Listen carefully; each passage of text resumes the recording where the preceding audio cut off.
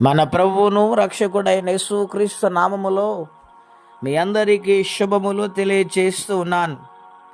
దేవుని వాక్యమును ధ్యానిందాము. 1 కొరింథీ పత్రిక 15వ అధ్యాయము 58వ వచనం. కాగా నా ప్రియ సహోదరులారా, మీ ప్రయాసము ప్రభునందు వ్యర్థము కాదని ఎరిగి స్థిరులను కదలని వారును ప్రభువు కార్యాభివృద్ధి అందు ఎప్పటికీ ఆసక్తులయ్యుండుడి.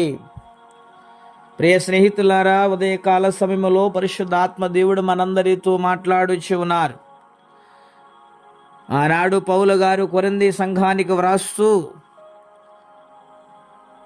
ప్రభువునందు ప్రయాస ఎన్నడూ వ్యర్థము కాదని ఎరిగి ఆయన కార్యములందు కార్యాభివృద్ధి కలిగి ఉండాలని ఇక్కడ వ్రాస్తూ ఉన్నాడు కొరింథీ సంఘానికి. ప్రియులారా, అవును, ప్రభునందు చేసిన ఏ పరిసరి అయినా పని అయినా ఏదైనా అది వ్యర్థము కాదండి.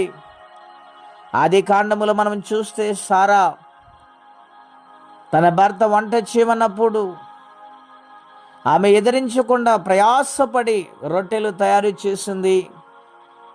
వంటను తయారు చేసింది కనుక ఆమె గొడ్రాల నింద పాగొట్టి దేవుడి ఇస్సాకును వాగ్దాన పుత్రుడిగా ఇచ్చారు. ప్రభునందు ప్రయాస వ్యర్థమవదండి. ఎస్తేరు షూషాను కోటలు తన జనులను రక్షించుకోవటంకు రాజు సన్నిధికి తెగించి వెళ్ళింది, ప్రయాసపడింది కనుక షూషాను కోటలో తన జనులు రక్షించబడ్డారు. ఇలాగూ దేవుని యందు ప్రయాసపడిన వారు ఎవరూ కూడా తక్కువగా కానీ చిన్నగా కానీ లేరండి. విస్తారమైన ఆశీర్వాదాన్ని వారు పొందుకున్నారు. గనుక దేవుని బిడ్డలమైన మనము పరిసరి యందు ఆసక్తి కలిగి ఉంటున్నామా? దేవుని సన్నిధి కొరకు ప్రయాసపడుతున్నామా? ఆలోచన చేయాలి ప్రియులారా.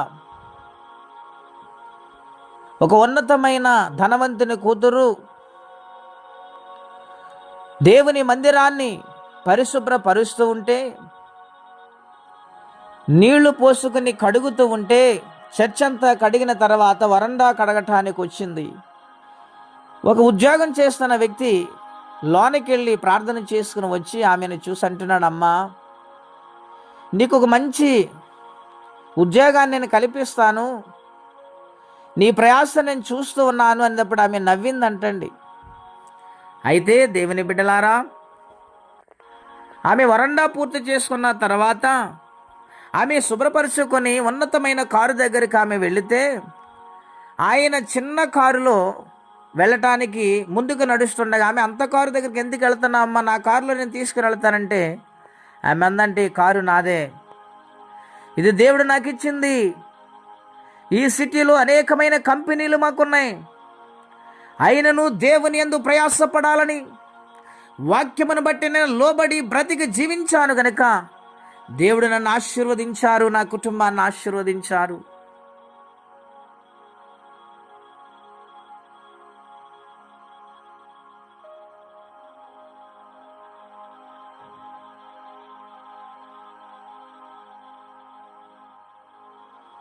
అని ఆమె చెప్పినప్పుడు ఆయన ఆలోచించి ప్రయాసపడాలని కోరుకున్నాడు. కనుక మన జీవితంలో కూడా ప్రయాసపడదామా? దేవుని యందు ప్రయాసపడిన ఎన్నడూ కూడా లోటు అనేది ఉండదండి. అద్భుతమైన కార్యాలు చూస్తారు. మన జీవితాలు కూడా అటువంటి జీవితం కలిగి ఉండాలని కోరుకుంటూ ఈ మాటలు నేను ముగిస్తున్నాను. ప్రార్థన. పరిశుద్ధుడైన మా తండ్రి, ఘనమైన మీ నామం కొరకై స్తోత్రం చెల్లిస్తున్నాము నాయన. నువ్వు మంచి దేవుడు, నీ యందు ప్రయాస వ్యర్థము కాదు ప్రభువా. గొప్ప కార్యములు చేసే దేవుడు, ఈ దినమంతా కాపాడండి. మా యందు కార్యములు ఇంకా బలముగా జరిగించి నీ కొరకు బ్రతికే వారిగా సహాయం చేయమని యేసు నామములో ప్రార్థించి వేడుచున్నాము తండ్రి. ఆమేన్. దేవుడు దీవించును గాక. ఆమేన్.